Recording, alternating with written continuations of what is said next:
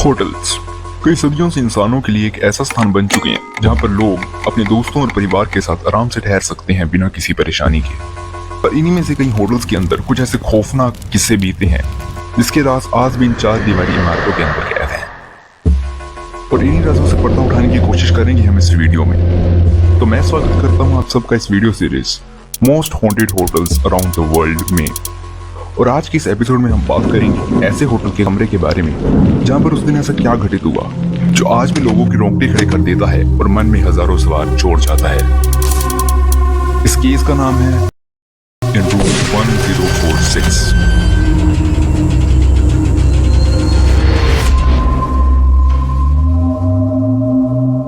तो इस कहानी की शुरुआत होती है अमेरिका के एक शहर कैंसस में से। साल है सन 1935 और तारीख है 2 जनवरी। इस शहर में स्थित एक बहुत ही प्रसिद्ध होटल जिसका नाम था प्रेसिडेंट होटल, जहां पर कई तरह की सेलिब्रिटीज या प्रसिद्ध लोगों का आना जाना लगा रहता था। और उस दिन इस होटल के अंदर एक ऐसे आदमी ने कदम रखा जिसकी वजह से इस होटल को आज तक इतिहास के रहस्यमयी पन्नों में याद किया जाता है। दोपहर के करीब 1 बज रहे होते हैं तब एक आदमी इस होटल में आता है। वो आदमी सीधा होटल की रिसेप्शनिस्ट के पास जाता है और उसे कहता है कि उसे 2-3 दिनों के लिए इस होटल में एक कमरा चाहिए। वो रिसेप्शनिस्ट कुछ लिख रहा होता है और ये आवाज सुनकर जैसे ही वो अपनी नजर ऊपर उठाकर उस इंसान को देखता है तो वो थोड़ा सा चौंक जाता है, क्योंकि उस इंसान ने एक बहुत ही लंबे काले रंग का ओवरकोट पाया होता है और ना ही उस इंसान के साथ उसका कोई सामान या लगेज वगैरह था। वह बिल्कुल खाली हाथ था। उसे देखकर थोड़ा तो अजीब लगता है पर उसने इस बात पर ज्यादा ध्यान नहीं दिया। पर एक चीज जो वो रिसेप्शनिस्ट चाहकर भी नहीं भूल सका था वो था इस इंसान का हुलिया। ऐसा इसलिए क्योंकि उस इंसान के सर के पीछे एक बहुत बड़े घाव का निशान था और उसके दोनों कान भी ऊपर से थोड़ी सूजे से बड़े थे। तो उसने सोचा शायद वो एक रेसलर या बॉक्सर हो। तो रिसेप्शनिस्ट जब उस इंसान से उसका नाम पूछता है तो वो अपना नाम रोलैंड टी ओवन बताता है। ये नाम वो रिसेप्शनिस्ट अपने रजिस्टर पर उतार लेता है और कुछ फॉर्मेलिटीज करने के बाद रोलैंड को उसके कमरे की चाबी दे देता है। चाबी देते ही वो उस होटल में काम करने वाले एक बेल हो को आवाज लगाता है। आवाज सुनकर एक बेल हो जिसका नाम था रेंडोल्फ प्रपोस्ट वहां पर आ जाता है। रिसेप्शनिस्ट प्रपोस्ट को मिस्टर रोलैंड को उनके कमरे तक छोड़ के आने को कहता है। तो प्रपोस्ट रोलैंड को लेकर लिफ्ट की तरफ जाता है। रोलैंड का कमरा होटल के 10वें फ्लोर पर था और लिफ्ट में जाते हुए रोलैंड प्रपोज से कुछ हल्की फुल्की बातें करता है जिसका जवाब प्रपोज सिर्फ हाँ सही है मैं दे रहा होता है। लिफ्ट का दरवाजा जैसे ही 10वें फ्लोर पर जाकर खुलता है तो प्रपोज उस फ्लोर के कमरे के दरवाजे के आगे खड़ा हो जाता है। दरवाजे के ऊपर एक नेम प्लेट लगी थी जिस पर लिखा था रूम 1046 जो कि रोलैंड को दिया गया था। प्रपोज रोलैंड से उसके कमरे की चाबी मांगता है दरवाजा खोलने के लिए, तो रोलैंड उसे चाबी पकड़ा देता है। प्रपोस्ट कमरे का दरवाजा खोलता है और रोलैंड को अंदर आने को कहता है। रोलैंड कमरे के अंदर जाकर अपने कोट की जेब से एक टूथब्रश, एक कोम और एक हेयर ब्रश निकाल कर पास में रखी एक टेबल पर रख देता है। ये सब प्रपोस्ट अपनी आंखों से बड़े आश्चर्य से देख रहा होता है। सामान रखने के बाद रोलैंड उस कमरे की खिड़की के बाद जाकर खड़ा हो जाता है और बाहर की तरफ देखने लगता है। प्रपोस्ट 2 मिनट वहीं खड़ा रहता है पर रोलैंड अभी भी अपनी जगह से नहीं हिलता। तो प्रपोस्ट रोलैंड को उसके कमरे की चाबी देकर नीचे आ जाता है। पर जैसे ही प्रपोज नीचे आता है तो वो 5 मिनट बाद देखता है कि रोलैंड बड़ी तेजी से होटल के बाहर जा रहा होता है। वियर्ड। ये देखकर उसके अंदर भी यही शब्द आता है। इस घटना के कुछ घंटों बाद देर दोपहर को उस होटल में काम करने वाली एक मेड जिसका नाम था मैरी सोप्टिक वो रूम 1046 में आती है कमरे की सफाई करने के लिए। वो रूम के दरवाजे को खटखटाकर अपनी पहचान बताती है। अंदर से एक आवाज आती है जो उसे अंदर आने को कहती है। मैरी जैसी कमरे में आती है तो वो पाती है कि कमरे में पूरा अंधेरा फैला हुआ था। पर्दे से पूरी खिड़की ढकी हुई थी और पूरे कमरे में सिर्फ एक जगह से थोड़ी सी रोशनी आ रही थी जो कि एक लैंप से आ रही थी और रोलैंड पास में ही कुर्सी पर बैठा हुआ था। मैरी को रोलैंड की शक्ल देखकर ऐसे लग रहा था कि जैसे वो किसी बहुत बड़ी टेंशन में हो। पर मैरी ने ये बात अपने मन में रखते हुए अपनी साफ सफाई का काम करने लग गई। जैसे ही मैरी ने सफाई करनी शुरू की तो उसके कुछ 2-3 मिनटों बाद रोलैंड अपनी कुर्सी से उठकर कोट स्टैंड की तरफ जाता है जहां पर उसका कोट टंगा हुआ था। वो अपना ओवरकोट पाता है और बाहर की तरफ चल पड़ता है। जाते जाते वो मैरी को कह जाता है कि वो कमरे का दरवाजे को जाते समय खुला ही छोड़ जाए क्योंकि कुछ समय में उसके कुछ जान पहचान के लोगों से मिलने आने वाली है। इसके बाद रोलैंड वहां से चला जाता है और उसके कुछ मिनटों बाद ही मैरी भी कमरे की सफाई करके कमरे से बाहर चली जाती है। इसके बाद मैरी जब दोपहर के 4 बजे फिर से आती है रूम 1046 में रोलैंड के लिए नए फ्रेश टॉवल्स लेकर, तो वो देखती है कि पहले की तरह रूम में पूरा अंधेरा हुआ पड़ा था और रोलैंड पूरा तैयार होकर बेड पर पीठ के बल सीधा लेटा हुआ था। उसकी आंखें पूरी तरह से बंद थी। तभी मैरी की नजर बेड के पास टेबल पर रखी एक नोट पर जाती है जिसमें लिखा था Dawn, I will be back in 15 minutes. Wait. Mary ये नोट पढ़ती है और इसके बाद कमरे में टॉवल्स रखकर वहां से चली जाती। अगले दिन 3 जनवरी की सुबह को मैरी जब फिर से रोलैंड के कमरे में जाती है सफाई करने के लिए तो वो देखती है कि दरवाजा बाहर से लॉक था तो उसे लगा कि रोलैंड किसी काम से सुबह सुबह बाहर गया होगा। तो वो अपने पास रखी होटल की स्टाफ की से दरवाजा खोलने की कोशिश करती है। दरवाजा खुलने पर जैसे ही वो अंदर जाती है तो वो एकदम से चौंक जाती है, क्योंकि रोलैंड कमरे के अंदर ही चुपचाप कुर्सी पर बैठा होता है। कमरे में कल की तरह ही पूरा अंधेरा था और सिर्फ एक लैंप जल रहा था। मैरी रोलैंड से माफी मांगती हुई कहती है कि उसे पता नहीं था कि वो कमरे के अंदर होगा। रोलैंड मैरी को कहता है कि कोई बात नहीं, और मैरी अपना काम करने लग जाती है। जब मैरी सफाई कर रही होती है तो तभी रूम में मौजूद टेलीफोन की घंटी बजती है और रोलैंड फोन उठाता है और कहता है, No, no, I don't want to eat. I just had breakfast. और ये कहकर फोन रख देता है। मैरी अभी भी कमरे में सफाई कर रही होती है तो उससे उसके बारे में कुछ सवाल करता है कि जैसे तुम्हारी सैलरी कितनी है, तुम कितने सालों से यहाँ काम कर रही हो, वगैरह वगैरह। मैरी रोलैंड को इन सवालों का जवाब देकर वहां से अपना काम कर चली जाती है। इसके बाद मैरी जब फिर से दोपहर के करीब 4 बजे रोलैंड के कमरे में नए फ्रेश टॉवल्स देने जाती है तो उसको रूम 1046 के अंदर से 2 लोगों की आवाज आती है। तो वो जैसे ही दरवाजा खटखटाती है तो उधर से गहरी आवाज में कोई पूछता है कि Who is it? ये आवाज रोलैंड की नहीं थी।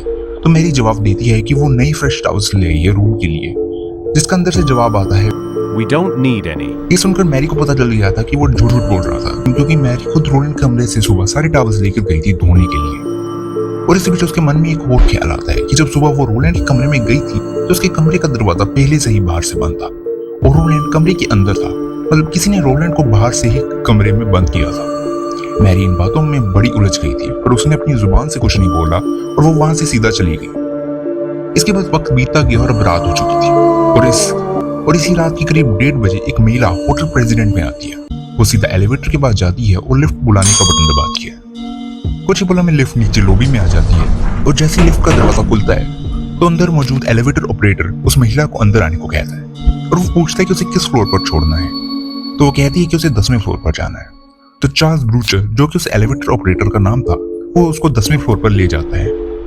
वो महिला जैसे ही लिफ्ट से निकल रही होती है तो वो चार्ल्स से रूम 1046 के बारे में पूछती है। तो चार्ल्स अपने हाथों से एक रूम की तरफ इशारा करता है और फिर वो नीचे चला जाता है। दरअसल चार्ल्स इस होटल में कई अरसों से काम कर रहा था और अपने काम के दौरान वो इस महिला को कई बार देख चुका था।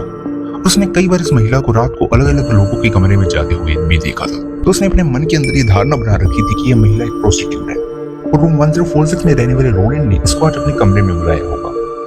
5 मिनट बाद 10वें फ्लोर से फिर एलिवेटर बुलाने के लिए घंटी बजती है।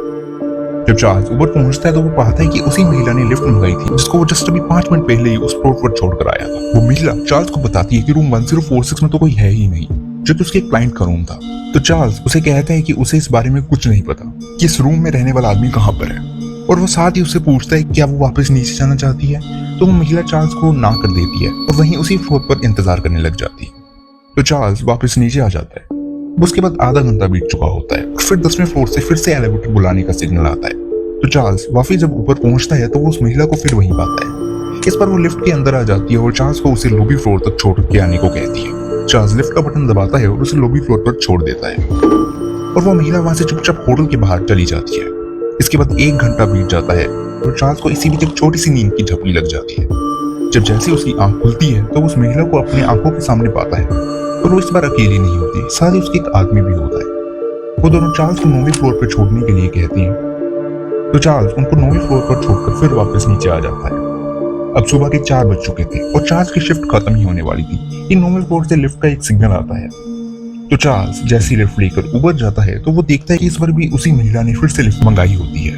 वो महिला फिर से लॉबी फ्लोर पर जाना चाहती थी। तो चार्ल्स उसे लॉबी फ्लोर पर छोड़ देता है और वो महिला फिर से होटल से बाहर चली जाती है। उस महिला के होटल से निकलने के तुरंत 15 मिनट बाद फिर से उसी सेम फ्लोर से लिफ्ट मंगाने का सिग्नल आता है। चार्ल्स ऊपर पहुंचता है और देखता है कि इस बार लिफ्ट उसी आदमी ने मंगाई थी जो कि उस महिला के साथ आया था। वो चार्ल्स को कहता है कि उसे उसका पेट खराब सा लग रहा है, इसलिए वो थोड़ा बाहर सैर करना चाहता है। तो चार्ल्स उसे होटल की लॉबी में ले आता है और वो आदमी भी होटल से बाहर की तरफ जाने लगता है। अब चार्ल्स को भी अंदर से एक फीलिंग आने लग गई थी कि कुछ तो यहाँ पर गलत हो रहा है। अगले दिन 4 जनवरी की सुबह जब सारा होटल स्टाफ अपने काम पर आता है तो एक बड़ी ही विचित्र सी चीज नोटिस करता है। वो सब पाते हैं कि इस समय होटल में रहने वाले सारे गेस्ट के कमरे के टेलीफोन के सिग्नल्स ऑफ हैं, सिर्फ रूम 1046 को छोड़कर। सिर्फ रोलैंड के कमरे का टेलीफोन का सिग्नल ऑन था, मतलब उसके रूम का टेलीफोन अपनी हुक पर नहीं लगा हुआ था। तो होटल स्टाफ प्रपोज को रोलैंड के कमरे में भेजती हैं ताकि पता चल सके कि ऐसा क्यों हुआ है। तो प्रपोज रोलैंड के कमरे के आगे जाकर हट जाता है। उसकी नजर सबसे पहले एक नोट पर जाती है जो डोरनॉब के साथ टंगा हुआ था, जिस पर लिखा था डू नॉट डिस्टर्ब। नोट पर प्रपोज कमरे के दरवाजे को खटखटाता है पर अंदर से कोई रिस्पॉन्स नहीं आता। तो बॉस फिर से दरवाजा कई बार खटखटाता है और अंदर रोनाल्ड को टेलीफोन को हुक पर रखने को कहता है। बहुत बार खटखटाने के बाद अंदर से एक आवाज आती है जो प्रपोज को अंदर आने को कहती है Come in. और साथ ही कमरे की लाइट ऑन करने को भी कहती है। पर प्रपोज ऐसा कर नहीं सकता था क्योंकि कमरा लॉक था और ना ही उसके पास कमरे खोलने की कोई दूसरी चाबी थी। तो वो रोलैंड को ही दरवाजा खोलने को कहता है, पर रोलैंड उसे कोई जवाब नहीं दे रहा था। वो उस दरवाजे को बार बार खटखटाता है पर अंदर से उसे सिर्फ सन्नाटा सुनाई देता है। तो थक हार कर प्रपोज वहां से चला जाता है और लॉबी में जाकर ये सब अपने स्टाफ को बताता है कि उसे लगता है कि रोलैंड असल में शराब के नशे में है और वो इसलिए ऐसा बिहेव कर रहा है। तो वो घंटे बाद किसी और को उसके कमरे में भेजने के लिए उनको कहता है। देखते देखते 1 घंटा बीत जाता है और अब समय कुछ 8:30 हो चुके थे, पर अभी तक रूम 1046 के टेलीफोन सिग्नल ऑफ नहीं हुआ था। तो होटल स्टाफ वहां पर काम कर रहे एक दूसरे बेलबॉय जिसका नाम हार्लोड पाइक था, उसे रोलैंड के कमरे में जाने को कहते हैं। पाइक जैसे ही रोलैंड के कमरे के बाहर जाकर खड़ा होता है तो वो देखता है कि अभी भी दरवाजे पर वो नोट टांगा हुआ था और दरवाजा अभी भी लॉक था। पर पाइक के पास होटल की स्टाफ की थी जिसकी मदद से वो रूम का दरवाजा खोल लेता है और अंदर चला जाता है। जब वो अंदर जाता है तो वो देखता है कि पूरे रूम में अंधेरा फैला हुआ था और रोलैंड अपने बेड पर पूरा उल्टा लेटा हुआ था। उसकी हालत देखकर ऐसा लग रहा था जैसे उसने बहुत ज्यादा पी रखी हो। जब पाइक बेड की तरफ बढ़ता है तो एकदम से चौंक जाता है क्योंकि रोलैंड बिना किसी कपड़ों के बेड पर लेटा हुआ था और पाइक को बेड की शीट्स पर कुछ निशान भी दिख रहे थे, पर वो उन्हें अच्छे से देख नहीं पा रहा था क्योंकि पूरे कमरे में अंधेरा छाया हुआ था। तो पाइक जैसे ही बेड के पास रखे टेलीफोन स्टैंड के पास पहुंचता है तो वो देखता है कि टेलीफोन नीचे गिरा हुआ था और उसका रिसीविंग एंड हवा में लटक रहा था, जिसकी वजह से नीचे टेलीफोन का सिग्नल ऑन शो हो रहा था। तो वो वापस उस टेलीफोन को उसके हुक पर लगा देता है और रोलैंड को बिना ज्यादा परेशान किए रूम से चला जाता है। इसके कुछ समय बाद करीब 10:30 बजे फिर से रूम 1046 का टेलीफोन सिग्नल फिर से ऑन दिखने लगता है। ये देखकर वहां के स्टाफ ने फिर से प्रपोज को रोलैंड के कमरे में चेक करने के लिए भेजा। जब प्रपोज वहां पहुंचता है तो वो देखता है कि अभी भी दरवाजा लॉक था। तो वो फिर से नॉक करता है पर अंदर से कोई जवाब नहीं आता। पर इस बार प्रपोज के पास होटल की स्टाफ की थी जिसकी मदद से वो दरवाजा खोलकर अंदर चला जाता है। पर अंदर जाकर जब वो दृश्य देखता है उसे उसकी आंखें फटी की फटी रह जाती है। उस रूम में रहने वाले रोलैंड अपने घुटनों पर नीचे फर्श पर गिरा हुआ था। इसके सिर पर एक बहुत बड़ा घाव था और उसके पूरे सिर से खून पानी की तरह टपक रहा था। ये देखकर प्रपोज बहुत घबरा जाता है और सैम का जल्दी से कमरे की लाइट ऑन करता है। वो लाइट जैसे ही ऑन करता है तो प्रपोज की घबराहट और बढ़ जाती है क्योंकि पूरे कमरे की दीवारें खून से सनी होती हैं। ना ही सिर्फ बेडरूम बल्कि बाथरूम तक की दीवारों पर भी खून के निशान होते हैं और बेड पर तो ऐसा लग रहा होता है कि जैसे किसी ने मानो लाल स्याही ही छोड़ दी हो। प्रपोज हड़बड़ाहट में टेलीफोन को हुक पर रखता है और नीचे जाता है लोगों को बुलाने के लिए। नीचे जाकर प्रपोज होटल के मैनेजर को बुलाकर उसको सारी घटना बताता है। तो इसे सुनने के बाद होटल मैनेजर सबसे पहले कैंसस पुलिस को इन्फॉर्म करता है और उन्हें यहाँ पर जल्दी से आने को कहता है। फोन करके मैनेजर और प्रपोज रूम 1046 में जाते हैं रोलैंड को देखने के लिए। तो जैसे ही वो दोनों कमरे में दाखिल होते हैं तो वो देखते हैं कि रोलैंड फर्श से उठकर अब अपने कमरे के बाथटब के किनारे के पास जाकर बैठ चुका था। कुछ ही मिनटों में कैंसस पुलिस वहां पर आ जाती है। पुलिस के साथ हार्लोड फ्रेंडर्स नाम का एक इंसान भी आया था जो कि एक डॉक्टर थे। जब पुलिस और डॉक्टर रूम 1046 में पहुंचती है तो वो पाते हैं कि रोलैंड उसी स्थिति में बाथटब के किनारे बिल्कुल चुपचाप बैठा था। वो सब लोग नोटिस करते हैं कि रोलैंड की गर्दन, कलाइयों और घुटने मोटी सारी कोट से बंधे हुए थे और उसकी गर्दन के पास एक ऐसे निशान दिख रहे थे जैसे किसी ने उसका गला घोटने की कोशिश की हो। उनकी नजर थोड़ी नीचे पड़ती है तो वो देखती है कि रोलैंड की छाती के ऊपर वाले एरिया पर कई बार किसी नुकीली चीज से बार बार वार किया गया था और उसके सिर पर भी किसी भारी चीज से वार किया गया था। उसके सिर पर इतना गहरा वार किया गया था कि उसकी राइट साइड से पूरी स्कल तक फ्रैक्चर हो गई थी। डॉक्टर फ्रेंड जल्दी से रोलैंड के पास जाती है और उसकी शरीर से बंधी सारी कोट्स को वो काट देती है और वो उससे पूछते हैं Who did this to you? तो रोलैंड जवाब देता है Nobody. डॉक्टर फ्रेंडर्स फिर पूछते हैं कि इतनी सारी चोटें तुम्हें कैसी लगी। तो वो कहता है कि मैं जब नहाकर बाथटब से निकल रहा था तो मेरा पैर स्लिप हो गया और मेरा सिर बाथटब के किनारे में जाकर लगा। ये सब सुनकर एक बच्चा भी बता सकता है कि रोलैंड उन सबसे झूठ बोल रहा था। डॉक्टर रोलैंड से आगे कोई और सवाल पूछते कितने में रोलैंड बेहोश हो जाता है ज्यादा खून खोने की वजह से। वो सब रोलैंड को जल्द से जल्द हॉस्पिटल में पहुंचाते हैं ताकि उसकी जान बच पाए, पर अफसोस तब तक बहुत देर हो चुकी थी। रोलैंड को किसी तरह हॉस्पिटल तक पहुंचा दिया जाता है और उसकी हालत देखकर ये पता चल रहा था कि उसके पास अब ज्यादा वक्त नहीं बचा था और ये बात बिल्कुल सही साबित हुई और रोलैंड उसी तारीख की आधी रात को चल बसा। इस पूरी घटना ने कैंसस शहर में रहने वाले लोगों के बीच एक सनसनी सी फैला दी थी। अखबार वाले, न्यूज वाले सब इस घटना पर अपना अपना दावा किस्सा बता रहे थे कि उस दिन असल में रोलैंड के साथ क्या हुआ था। केसीबीडी मतलब कैंसस सिटी पुलिस डिपार्टमेंट भी इस केस पर तुरंत काम करने लग गई। सबसे पहले तो पुलिस ने पूछताछ करने के लिए उस होटल के 10वें फ्लोर में रहने वाली एक लड़की को बुलाया, जो इस घटना के समय उस होटल में उस फ्लोर पर रह रही थी। उस लड़की का नाम था जीन ओवेन। इस लड़की के सरनेम रोलैंड के सरनेम से मिलने के कारण पुलिस को इस पर शक था। जब जीन से इसके बारे में पूछताछ की गई तो उसने बताया कि वो 3 जनवरी को होटल प्रेसिडेंट में रूम 1048 में ठहरी थी, क्योंकि उसकी कार खराब हो गई थी और उसके बॉयफ्रेंड ने उसको सजेस्ट किया था इस होटल में रुकने को। और रात को जब उसका बॉयफ्रेंड उससे मिलने आया था तो उन दोनों ने उस फ्लोर से कई लोगों के लड़ने की आवाज सुनी थी। वो लोग ऊंची ऊंची आवाज में एक दूसरे से बात कर रहे थे। पुलिस जीन का बयान दर्ज कर उसको जाने को कहती है और बाद में उसके बॉयफ्रेंड को भी पुलिस स्टेशन बुलाते हैं अपना बयान दर्ज कराने के लिए। दोनों के बयान बिल्कुल मिलने के कारण पुलिस का इन दोनों पर से शक जरूर उतर जाता है। पुलिस उस होटल में काम करने वाले एम्प्लॉय से भी पूछताछ करती है तो सबका यही कहना था कि रोलैंड हमेशा अजीब सा बर्ताव करता था, जैसे हमेशा अपने कमरे में अंधेरा रखना, और उन सब एम्प्लॉयज का कहना था कि रोलैंड के चेहरे पर हमेशा किसी तरह की टेंशन दिखती थी, जैसे वो किसी बहुत बड़ी मुसीबत में फंसा हो, पर वो अपने मुंह से कभी कुछ नहीं बोलता था। पुलिस ने जब चार्ल्स से पूछताछ की तो उसने पिछली रात आई उस लड़की और लड़की के बारे में उन्हें बताया जो रोलैंड के बारे में पूछ रहे थे। जब पुलिस ने रोलैंड के कमरे की छानबीन की तो उन्हें उसके कमरे से कुछ कपड़े वगैरह नहीं मिले प्रोपोस्ट के बयान के मुताबिक।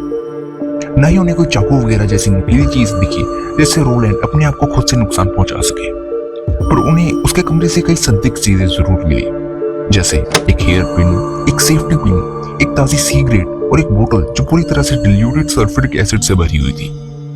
साथ ही उन्हें उस रूम के फोन से 4 छोटे आकार के फिंगरप्रिंट्स मिलते हैं।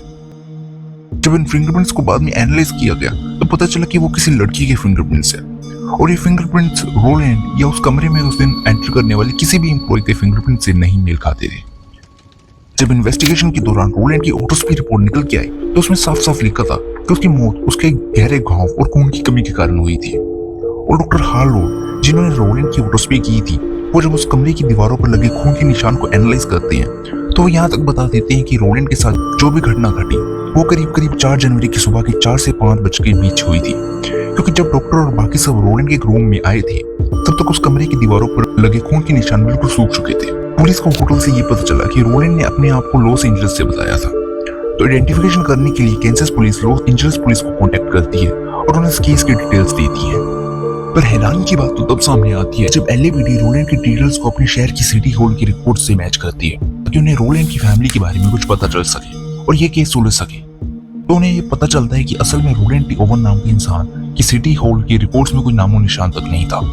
इसका मतलब सीधा था कि रोलैंड उस मरे हुए इंसान का असली नाम नहीं था, बल्कि ये सिर्फ एक झूठा नाम, एक एलियस था। अब ये केस और उलझ गया था और साथ ही कई नए सवाल भी उठ चुके थे कि जैसे उस इंसान ने अपना झूठा नाम क्यों बताया, और अगर वो रोलैंड नहीं था उस इंसान की असली पहचान क्या थी। पुलिस ने बहुत इन्वेस्टिगेशन की पर उनके हाथ कुछ ज्यादा खास नहीं लगा और ना ही उन्हें इस लड़की के बारे में कुछ पता चल सका जो कि उस रात चार्ल्स ने होटल में देखी थी। जो ऑफिसर्स इस केस की इन्वेस्टिगेशन कर रहे थे उनको अचानक से बेलवे प्रोपोस्ट का बयान याद आता है। प्रोपोस्ट के मुताबिक रोलैंड जब उसको उसका कमरा दिखा रहा था तब उसने उससे कहा था कि उनका होटल पास में स्थित न्यूलेविच होटल से 100 गुना बढ़िया है, क्योंकि वो एक रात वहां पर रुक के आया था और उस होटल ने रोलैंड को बहुत महंगा बिल बना के दिया था जिससे वो नाराज था। तो वो ऑफिसर्स न्यूलेविच होटल जाते हैं और उनके स्टाफ से रोलैंड टी ओवन नाम के शख्स की होटल में रहने की सारी इन्फो मांगते हैं। बट जब वहां के स्टाफ अपने रिकॉर्ड्स में चेक करते हैं तो उनको इस नाम का ऐसा कोई शख्स नहीं मिलता। जब ऑफिसर्स उनको रोलैंड की फोटो दिखाते हैं तो वहां मौजूद स्टाफ उसको तुरंत पहचान जाता है। पर उन स्टाफ के मुताबिक यह शख्स यहाँ पर एक रात के लिए ठहरा तो जरूर था, पर इसने अपना नाम यूजीन केस कोड बताया था और कहा था कि वो लॉस एंजल्स से आया था। मतलब रोलैंड ने यहाँ पर भी अपनी एक झूठी पहचान बताई थी। इन चीजों से ये तो जरूर पता चल गया था कि रोलैंड किसी से तो बचने की कोशिश कर रहा था, तभी तो वो अपनी पहचान हर मोड़ पर बदल रहा था। इसके बाद पुलिस ने इस केस पर बहुत इन्वेस्टिगेशन की पर उनके हाथ कुछ ज्यादा खास नहीं लगा। तो पुलिस ने प्रेस और मीडिया के थ्रू लोगों से मदद मांगी कि अगर किसी को भी इस केस या रोलैंड की असली आइडेंटिटी के बारे में कुछ पता चले तो वो उन्हें कॉन्टेक्ट जरूर करें। तो कैंसस में रहने वाले एक सिटी वर्कर जिसका नाम रॉबर्ट लेन था, उसका जब इस केस के बारे में पता चला तो वो पुलिस के पास जाकर दावा करता है कि उसने रोलैंड को 3 जनवरी की रात को देखा था। रॉबर्ट के मुताबिक 3 जनवरी की रात लगभग 11 बजे जब वो 13 स्ट्रीट के पास से गुजर रहा था तो उसकी गाड़ी के सामने एक अचानक से एक आदमी आ जाता है। उस आदमी ने सिर्फ ऊपर से एक अंडरशर्ट और नीचे से पैंट और जूते पाए होते हैं। वो आदमी रॉबर्ट से रिक्वेस्ट करता है कि वो उसे किसी ऐसी जगह छोड़ दे जैसे उसको टैक्सी मिलना आसान हो। रॉबर्ट देखता है कि उसकी बाजू से बहुत खून निकल रहा था। पर वो फिर भी उसे 12 स्ट्रीट इंटरसेक्शन पर छोड़ आता है, जहाँ पर टैक्सी आती जाती रहती है। वो इंसान उसकी गाड़ी से निकलकर उसको थैंक यू बोलता है और एक टैक्सी की तरफ भागकर चला जाता है। और रोबोट के मुताबिक जो चोट का निशान उस इंसान की बाजू पर था, वही सेम निशान रोलैंड की बाजू पर भी था। पुलिस उसका बयान ले लेती है, पर वो ये साबित नहीं कर पाती कि वो सच है या झूठ, क्योंकि होटल स्टाफ ने रोलैंड को 3 जनवरी की रात को होटल से बाहर जाते नहीं देखा था। एक और रिपोर्ट सामने आती है कि कुछ लोगों ने रोलैंड जैसी शक्ल के आदमी को कई बार 12 स्ट्रीट पर लिक्वर की दुकान के आसपास देखा था, पर हमेशा इसके साथ 2 महिलाएं होती थी। जब से इस केस के लिए लोगों से मदद मांगी थी, तब से हर रोज कैंसस पुलिस को हर दिन कई तरह के कॉल्स आते थे, जिन पर उन सबका दावा होता था कि वो इस इंसान को जानते हैं या उन्हें इस इंसान के बारे में कुछ पता था, पर इन लोगों के दावे हमेशा गलत साबित हो जाते थे। देखते देखते अब कुछ महीने निकल चुके थे और अब ये केस बिल्कुल ठंडा पड़ चुका था और रोलैंड की बॉडी भी अब सड़ने लगी थी। पुलिस ने सोचा कि रोलैंड की बॉडी को पोर्टर्सफील्ड में दफना दिया जाए, क्योंकि अभी तक उसके परिवार वालों का कुछ अता पता नहीं चला था। 3 मार्च को यह खबर अखबार में भी छप गई कि अगले दिन रोलैंड को पोर्टर्सफील्ड में दफनाया जाएगा। तो उसी दिन कैंसस में एक स्थित फ्यूनरल होम, जहां पर रोलैंड की बॉडी को रखा गया था, उसका डायरेक्टर को एक फोन कॉल आता है। वो कॉलर डायरेक्टर को रोलैंड के ब्यूरल को डिले करने को कहता है। वो कॉलर कहता है कि रोलैंड की बॉडी को मेमोरियल पार्क सिमेट्री जो कैंसस में है वहां पर दफनाया जाए, ताकि वो हमेशा अपनी बहन के साथ रह सके। तो डायरेक्टर उस कॉलर से पूछता है कि रोलैंड को क्यों मारा गया। ये सवाल सुनकर कॉलर कहता है कि रोलैंड शादीशुदा होकर भी किसी दूसरी लड़की के साथ अपना अफेयर चला रहा था। डायरेक्टर उस कॉलर को धमकी देता है कि ये कन्वर्सेशन वो पुलिस को बता देगा। तो वो कॉलर कहता है कि I don't care. Cheaters usually gets what's coming to them. और ये कहकर वो फोन काट देता है। इस कॉल के बाद वो फ्यूनरल होम का डायरेक्टर रोलैंड की ब्यूरल को पोस्टपोन कर देता है और पुलिस को इस फोन कॉल के बारे में सब कुछ बता देता है। 23 मार्च को उस फ्यूनरल होम के एड्रेस पर एक एनवलप आता है। जब उस एनवलप को वो लोग खोलते हैं तो उसके अंदर वो लोग पूरे $25 पाते हैं, जो आज के टाइम पे कुछ $600 तक होंगे, जो कि रोलैंड की फ्यूनरल को कवर करने के लिए काफी थे। पर उस एनवलप में उसके सेंडर के बारे में कुछ नहीं लिखा था। ऐसे ही 2 सेम एनवलप जिसमें $5 थे, वहां के एक लोकल फ्लोरिस्ट को भी भेजे गए और उसको एक कॉल भी आया जिसमें उस फ्लोरिस्ट को एक 13 अमेरिकन रोजेस का गुलदस्ता बनाकर फ्यूनरल होम में डिलीवर करने को कहा गया था। उस एनवलप के साथ एक छोटा सा कार्ड भी भेजा गया था जिसमें लिखा था Love forever, Louise. इस एनवलप पर भी इसको भेजने वाले का कुछ पता नहीं था। जब पुलिस ने दोनों फोन कॉल्स को इन्वेस्टिगेट किया तो पता चला कि दोनों कॉल्स पे फोन से हुए थे। पेमेंट आने के कुछ दिनों बाद ही रोलैंड की फ्यूनरल उस कॉलर के कही हुई सिमेट्री में कर दिया गया था। उसकी फ्यूनरल पर वहां से उस फ्यूनरल होम का कुछ स्टाफ और वहां के कुछ पुलिस ऑफिसर्स भी मौजूद थे। फ्यूनरल के बाद कुछ दिन पुलिस ने इंतजार किया, शायद उसका कोई जान पहचान वाला या वो कॉलर उसकी कब्र से मिलने जरूर आएगा, पर ऐसा कुछ नहीं हुआ। एक इंसान भी उसकी कब्र पर उससे मिलने नहीं आया था और ये केस अब पूरी तरह से एक डेड एंड पर पहुंच चुका था कि तभी उन ऑफिसर्स को एक नया सुराग मिल जाता है। बात ये थी कि रोलैंड की मौत के बाद भी उसकी फोटोज कई महीने तक अखबार और मैगजीन्स में छपती रही थी ताकि उसकी जान पहचान का कोई इंसान मिल सके, और ऐसा ही हुआ। द अमेरिकन वीकली नाम का एक वीकली मैगजीन में जब इस केस की खबर छपती है तो उस मैगजीन के कई इश्यूज पहुंचते हैं बर्मिंघम, एलाबामा स्टेट के कई घरों में, और उन्हीं घरों में से एक घर में रहती थी रूबी ओवल्ट्री। और रूबी जैसे ही उस मैगजीन में उस मरे हुए इंसान की फोटो दिखती है तो उसकी आंखों से आंसू आने लग जाते हैं, क्योंकि उस फोटो में मौजूद इंसान की शक्ल उसके बेटे आर्टेमिस ओवल्ट्री से बहुत ज्यादा मिलती थी, जो कि पिछले साल घर छोड़कर कैलिफोर्निया चला गया था जो पाने की तलाश में। रूबी अपने आप को संभाल कर कैंसस पुलिस डिपार्टमेंट को कांटेक्ट करती है और उनको अपने बेटे के बारे में बताती है। वो पुलिस को बताती है कि उसके बेटे के सर के पीछे एक बहुत बड़े घाव का निशान था, जो कि बचपन में उसके सर के ऊपर गरम तेल गिरने की वजह से आया था। इसके अलावा भी वो कुछ और चीजें बताती है जो कि उस मरे हुए इंसान की बॉडी की डिस्क्रिप्शन के साथ बिल्कुल मेल खाती थी, जिससे ये साबित तो हो गया था कि वो रूबी ओवल्ट्री ही उस मरे हुए इंसान की मां थी और उस इंसान का असली नाम आर्टेमिस ओवल्ट्री था। पर रूबी इसके साथ पुलिस को एक बहुत ही डिस्टर्बिंग बात बताती है।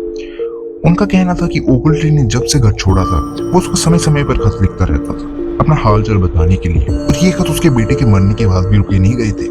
जब पुलिस इन खतों की जांच पड़ताल करती है तो वो पाती है कि रूबी को जनवरी में भी उसके बेटे के मरने के कुछ दिनों बाद ये खत आता है जिसमें सैंडल का नाम उसका बेटा आर्टेमिस का ही था। उस खत में लिखा गया था कि वो अभी शिकागो में है और सब ठीक ठाक है। ये खत पढ़कर रूबी को भी अजीब लग रहा था, क्योंकि जहां तक उसको उसके बेटे के बारे में पता था कि उसे टाइप करना नहीं आता था और वो खत पूरा का पूरा टाइप किया हुआ था। इसके बाद रूबी को एक और लेटर उसी साल मई के महीने में आर्टेमिस से आता है। इस पर खत में लिखा गया था कि वो अभी न्यूयॉर्क में है और वो जल्द ही यूरोप अपने कुछ काम से जाने वाला है। उसके कुछ महीने बाद अगस्त में रूबी को एक टेलीफोन कॉल आता है। वो कॉल मेम्फिस टेनेसी से एक आदमी ने किया था। वो फोन पर रूबी को बताता है कि उसके बेटे ने एक फाइट में उसकी जान बचाई थी और आर्टेमिस ने एक बहुत ही अमीर लड़की से शादी कर रही है और वो दोनों अब कैरियो इजिप्ट में सेटल हो चुके हैं। वो कहते हैं कि आर्टेमिस ने उसकी जान बचाने के चक्कर में अपने एक हाथ का अंगूठा खो दिया, जिसकी वजह से वह उससे खत नहीं लिख पा रहा था और इसलिए उसने मुझे कॉल करने को कहा है। उस कॉल करने वाले इंसान और रूबी में बातचीत लगभग आधे घंटे तक चलती रही और उस इंसान से बात करते रूबी को ऐसा लग रहा था उसके बेटे को बहुत अच्छे से जानता हो। रूबी पुलिस को ये सब डिटेल्स देती है और वो नाम भी देती है जिससे कॉलर ने अपने आप को इंट्रोड्यूस किया था, और वो नाम पुलिस के द्वारा भी कभी पब्लिक नहीं किया गया था। जब पुलिस ने कैकियो में लोकेटेड अपनी यूएस एम्बेसी से आर्टेमिस ओगल्ट्री नाम के इंसान के बारे में इंफॉर्मेशन लेने की कोशिश की तो एम्बेसी के अकॉर्डिंग इस नाम का कोई इंसान यूएस से वहां आया ही नहीं था। मतलब ओगल्ट्री अपनी मौत से पहले अगर कभी भी यूएस से बाहर गया होगा तो वो अपने किसी दूसरे नाम से या अपनी कोई फेक आइडेंटिटी से गया होगा। और इसके बाद इस केस में कोई नया सुराग न मिलने के कारण इस केस को ओपन ही छोड़ दिया गया था पुलिस के द्वारा। 2 साल बाद 1937 में न्यूयॉर्क पुलिस ने एक आदमी को अरेस्ट किया जिसने एक होटल में अपने साथ में रहने वाले एक आदमी को मार दिया था। उसका नाम था जोसेफ मार्टिन। जब मार्टिन उस मरे आदमी की लाश को अपनी गाड़ी की डिक्की में डालकर मेम्फिस लेकर जा रहा था उसी बीच वो पकड़ा जाता है। जब उसके रूम की तलाशी होती है जिसमें जोसेफ ठहरा होता है तो पुलिस को उसके कमरे से बहुत सारी फेक आइडेंटिटीज मिलती है, जिसमें से एक थी डोनाल्ड कैल्सो, और साथ ही उन्हें कई लेटर्स मिलते हैं जो जोसेफ द्वारा लिखे गए थे। और इन लेटर्स की हैंडराइटिंग को जब रूबी के लिखे हुए लेटर्स से मिलाया गया तो दोनों हैंडराइटिंग्स काफी हद तक मेल खा रही थी। और जोसेफ और ओगल्ट्री केस से रिलेटेड कोई केस फाइल नहीं जोड़ी गई क्योंकि उस टाइम पर जो डिटेक्टिव इस केस को हैंडल कर रही थी उनका मानना था कि जोसेफ का ओगल्ट्री केस से कोई रिश्ता नाता नहीं था। ये केस अगले कई दशकों तक ऐसा ही ओपन रहा, यहाँ तक कि ये आज के वक्त तक ये केस ओपन पड़ा है क्योंकि कोई ठोस सबूत ना होने के कारण आर्टेमिस की मौत के दोषी को कभी पकड़ा ही नहीं गया। ये पूरा केस हमको सोचने पर मजबूर कर देता है कि असल में उस दिन ओगल्ट्री के साथ ऐसा क्या हुआ होगा। एक थी रूम 1046 की अनसॉल्व्ड मिस्ट्री। बात करते हैं इस केस से रिलेटेड कुछ थ्योरीज की। कईयों का मानना है कि ओगल्ट्री ने किसी को धोखा दिया होगा जिसके रिटेलिएशन में उन्होंने उसको मार दिया होगा। कुछ का मानना है कि यहाँ पर चक्कर ऑर्गेनाइज्ड क्राइम का था क्योंकि कमरे में मिले उस नोट पर टोन नाम के इंसान का नाम लिखा हुआ था। बहुतों का तो ये मानना है कि ओगल्ट्री ने सच में एक्स्ट्रा मार्शल अफेयर किया था जो कि उसकी बीवी या गर्लफ्रेंड को पता चल गया होगा और उसने महिला और आदमी जो उस रात होटल में आए थे उनके द्वारा आर्टेमिस को मरवा दिया होगा। कोई ठोस सबूत ना होने पर हम ये साबित नहीं कर सकते इन सारी घटनाओं में से सच क्या है और उस दिन असल में क्या घटित हुआ था। कि असल में वहां पर कुछ ऐसा घटित हुआ था जो हम सब ने मिलकर अनदेखा कर दिया हो। क्या हो सकता है कि उस होटल के स्टाफ ने ही ओगल्ट्री को मार दिया हो या कुछ असाधारण था जो इंसानों के वश से बाहर हो। जो भी हो, ये केस इंसानों के लिए एक बहुत बड़ी पहेली बन जाती है जिसका जवाब आज तक हम नहीं ढूंढ सके। आपका क्या विचार है इस केस पर? कमेंट्स में जरूर हमसे शेयर करना। धन्यवाद। Thanks for watching the video.